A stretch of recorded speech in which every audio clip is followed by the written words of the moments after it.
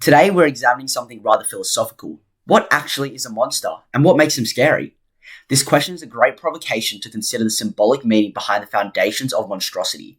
Since the beginning of times, monsters have long served as a reflection of societal fears and anxieties, embodying the cultural and political tensions of their era, and most importantly, the idea of the other. Today I'll be examining two different texts from two different eras of society to investigate the shared similarities and differences of monsters as a whole. Jordan Peele's 2019 satirical horror film Us exposes the intangible monstrosity of the socio-economic duality between man, which leads to a loss of individual ontology and advocates the need for equality. Richard Marsh's 1897 traditional text, The Beetle, offers multifaceted critiques of the respective Victorian society, which leads to a loss of individuality and ameliorates the need for authenticity in an oppressive setting. Both works explore themes of identity, social inequality, and the inherent monstrosity within humanity, using their monstrous figures to highlight the underlying tensions within American and Victorian life. By examining the similarities and differences in the portrayal of monstrosity in Us and The Beetle, we can gain a deeper understanding of the cultural anxieties that shape these narratives.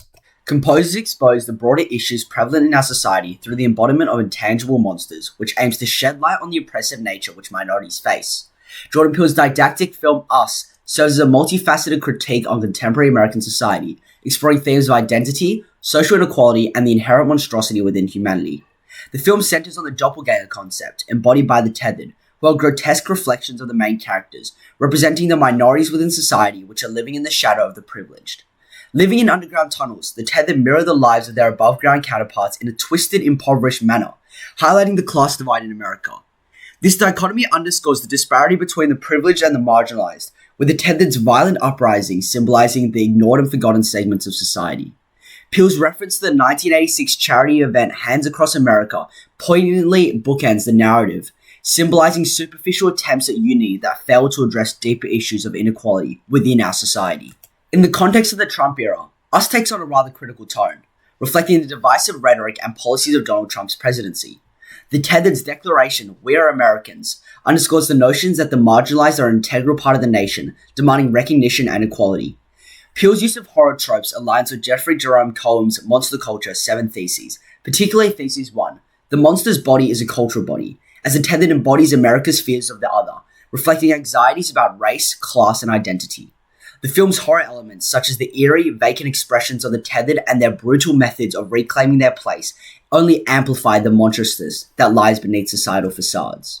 Moreover, the duality presented in Us goes beyond mere physical doppelgangers to symbolize the duality of American society itself. The tethered's grotesque mimicry of the main characters symbolizes societal ills that are hidden but ever present. Their emergence from the underground is the stark reminder that these issues cannot be ignored. Peele's use of motifs involving mirrors and reflections throughout the film constantly brings the audience back to this idea of self-examination, which urges viewers to confront their own roles in perpetuating societal divisions. The tethered's underground existence and subsequent uprising can be seen as a metaphor for the eruption of suppressed societal issues, a critique that resonates with Cohen's Thesis 4. Fear of the monster is really a kind of desire. This thesis suggests that society's fear of the monstrous other is a manifestation of deeper, unacknowledged desires and anxieties. The ending of Us, with the tethered successfully rising to the surface, suggests that societal fears and conflicts are ongoing and unresolved aspects of the American life. The final twist, revealing that the protagonist herself is originally one of the tethered, further blurs the line between the oppressed and the oppressor, indicating that monstrosity and humanity are inextricably linked, and that the monster rather lies in our own doing. This revelation forces the audience to reconsider their perceptions of normalcy and monstrosity, reinforcing the film's message that societal divisions and inequalities are deeply ingrained and complex. By examining the tethered, not just as monstrous beings, but as symbols of systemic social failures, Us invites a deeper understanding of American cultural anxieties. The monsters in Us are not merely for shock value, but serve as critical reflections of the audience's own society. Peele's sophisticated narrative thus uses the horror genre to offer a poignant critique of contemporary social issues, making Us a significant cultural text that highlights the pervasive and unresolved fears within American life. Similarly, Richard Marsh's 1897 novel, The Beetle, delves into the monstrosity and the other as an opportunity to reflect the contextual anxieties and fears prevalent in the Victorian era. Unlike Us, Marsh's composition of a physical beast allows audiences to consider the more confronting message of social fears. The novel tells the story of a shape-shifting Egyptian creature seeking revenge in London, embodying contextual fears associated with the ideas of the foreign and unknown, threatening the established social order. The beetle's ability to change form disrupts boundaries between human and non-human, male and female, civilized and savage, creating a sense of unease and instability. This fluidity highlights Victorian fears of losing clear distinctions and control over social categories, paralleling the fears depicted in Us. The beetle symbolizes the return of the repressed colonial subject, with its shape-shifting nature and foreign origins embodying fears of racial and cultural degeneration. We see the Victorian xenophobic fears in the beetle's infiltration into London, the heart of the British Empire, which serves as a metaphor for the empire's insecurities and vulnerabilities. Marsh's use of the monstrous other aligns with Cohen's Thesis 3, the monster is the harbinger of category crisis, reflecting Victorian anxieties about identity fluidity and the potential for subversion of traditional norms. The beetle's challenge to gender norms and its ability to navigate the urban landscape of London underscores the pervasive and insidious nature of these anxieties. Through its portrayal of a shape-shifting gender-fluid being from a colonized land, the beetle critiques the imperialist, racial, and gender norms of the time, exposing the underlying fears of the society on the brink of change. Symbolizing a physical monster, the narrative highlights the tension between the civilized self and the monstrous other, a theme central to Cohen's thesis on monsters as cultural reflections. Similar to Us, the beetle employs horror tropes to make their social critiques more impactful.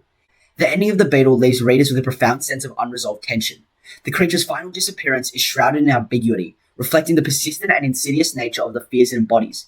This unresolved conclusion underscores the notions that the anxieties and social issues highlighted through the novel, such as xenophobia, gender fluidity, and the destabilization of social norms, remain prevalent and unresolved. Thus, the idea of monstrosity offers compelling critiques of the fears within respective societies and is utilized as a tool to address pressing social issues. Whilst composed in different time periods, both Peel and Marsh use the idea of othering as an opportunity to criticize our society and advocate for a solution. By examining the similarities and differences in the portrayal of monstrosity in these works, we gain a deeper understanding of the cultural anxieties that continue to shape our world today. Back to the probing question of what actually is a monster. After delving into a deep analysis of monstrosity, a monster is comprised from the society developed around it, and I'm certain both Peel and Marsh would agree.